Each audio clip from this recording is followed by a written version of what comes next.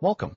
In the next few minutes, we'll explore Python's try and except blocks, see how they prevent crashes, and learn practical tips to make your code bulletproof. Ever seen a script stop with a zero division error or a file not found error?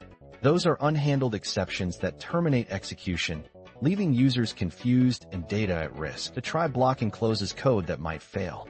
If an error occurs, the matching except clause runs. The optional else runs when no error happens, and finally always executes for cleanup. Here we attempt to open a file.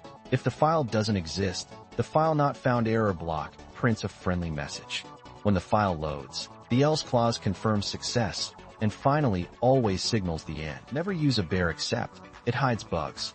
Catch specific exceptions, log useful details, and re-raise when appropriate. This keeps debugging easy and your program predictable. We've covered why errors happen, the full try/except structure, a live example, and best practices. Subscribe for more Python deep dives and drop a comment with your error handling questions.